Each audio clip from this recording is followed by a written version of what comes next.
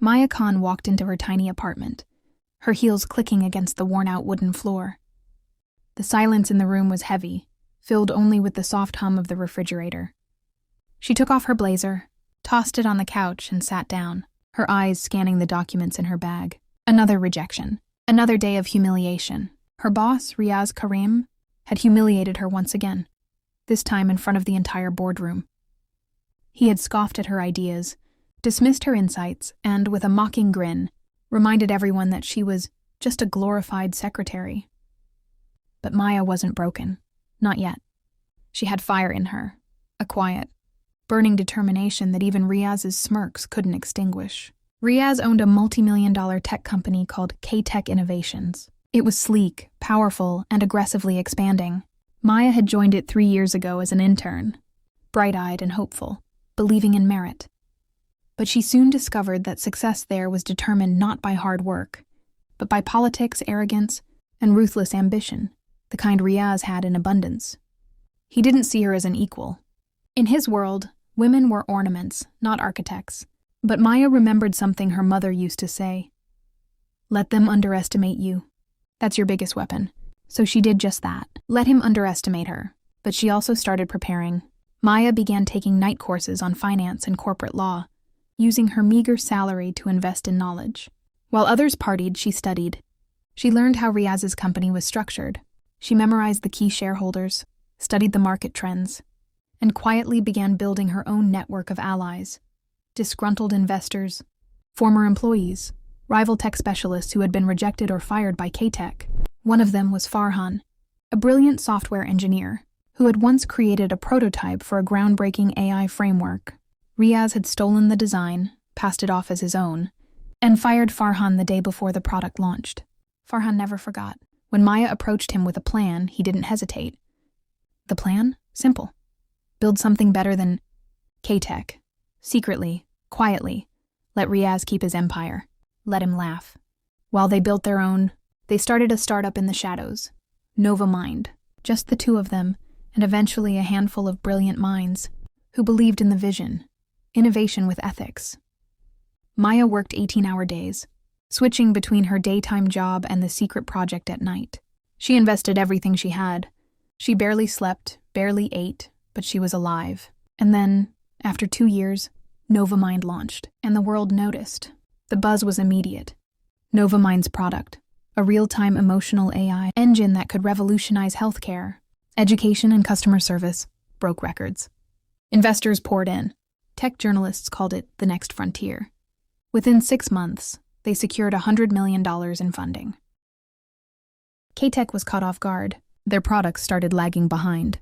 Riaz dismissed it all as hype. But the numbers didn't lie. Clients were moving to Nova Mind. And that's when Maya made her move.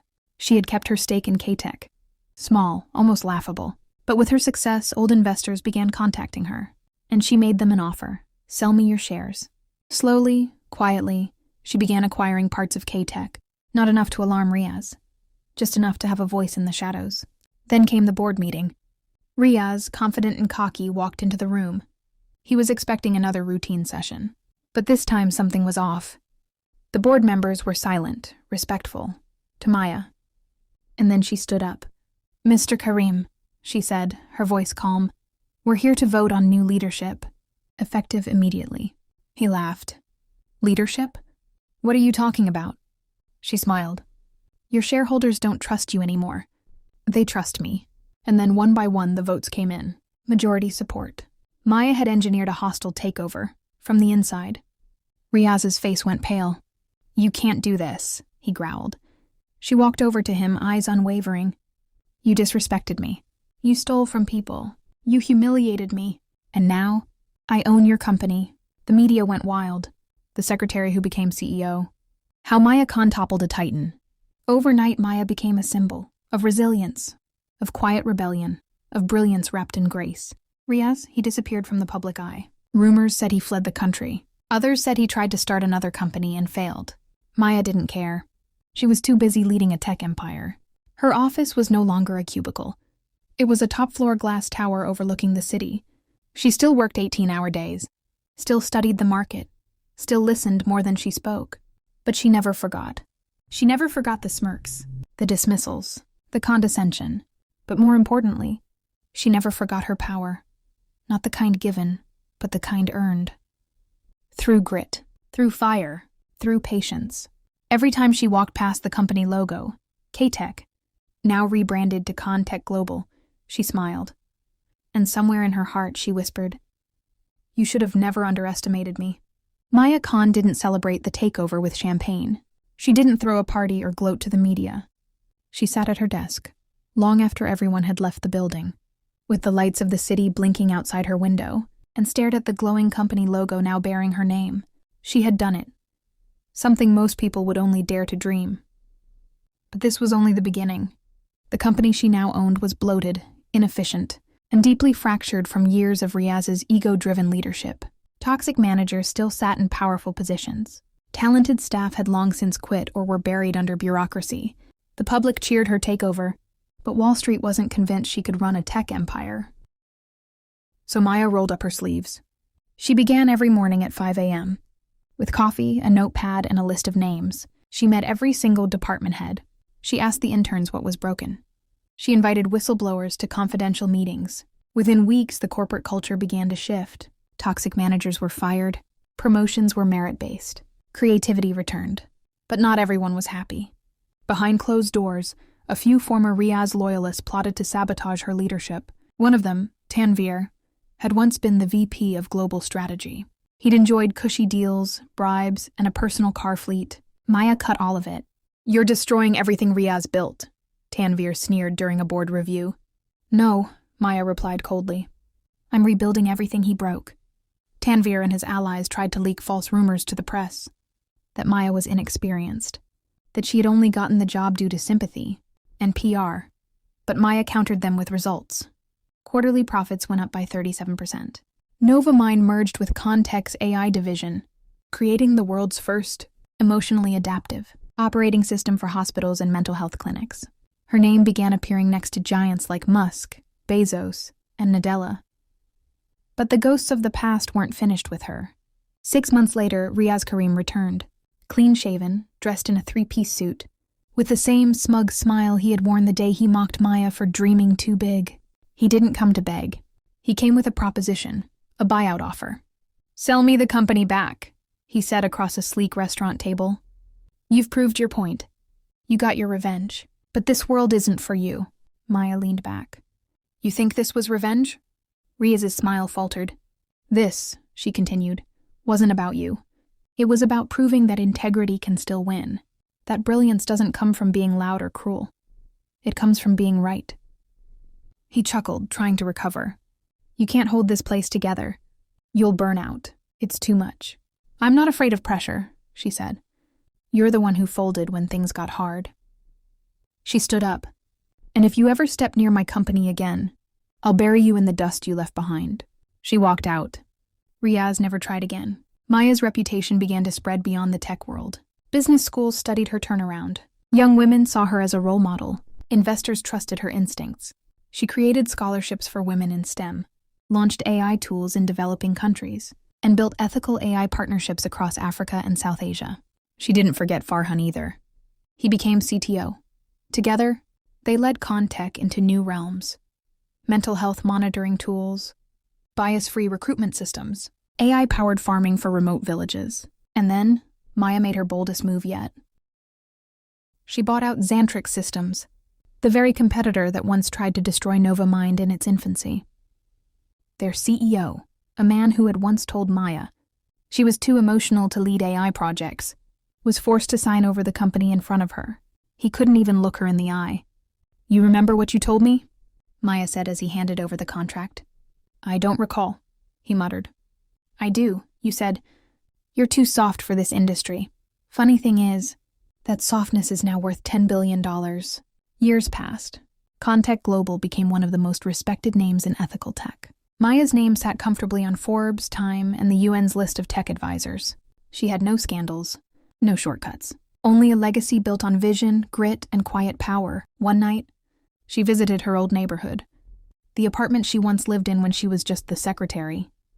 The same cracked walls, the same broken streetlight, but this time, a luxury car waited outside.